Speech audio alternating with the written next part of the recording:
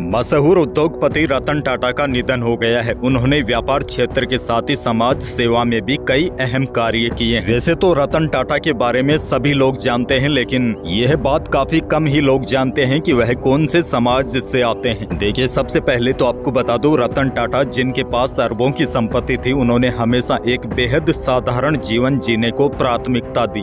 वह मुंबई में एक साधारण से अपार्टमेंट में रहते थे और खुद अपनी गाड़ी चलाकर ऑफिस जाते थे।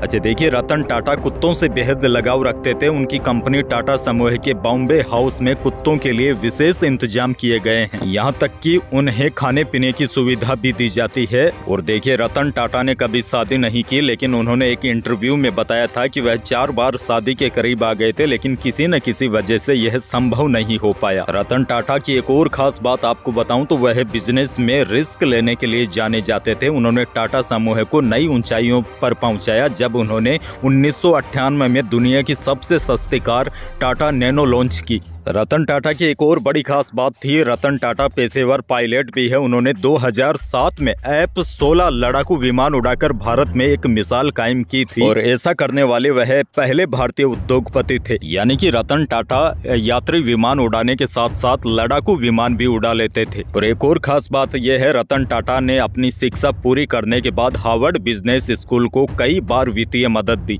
आपको बता दूं, रतन टाटा ने भारत के मध्यम वर्ग के लिए सस्ती कार लाने का सपना देखा, जिसमें कोई भी परिवार कार खरीद सके। हालांकि रतन टाटा का यह प्लान ज्यादा सक्सेस नहीं हो सका। टाटा नैनो कॉमर्शियली सफल नहीं रही। अब देखिए, कई लोगों के मन में बड़ा सवाल यह भी है कि रतन टाटा कौन से समाज से आते हैं। मीडिया रिपोर्ट्स की माने तो रतन टाटा पारसी समुदाय से आते हैं।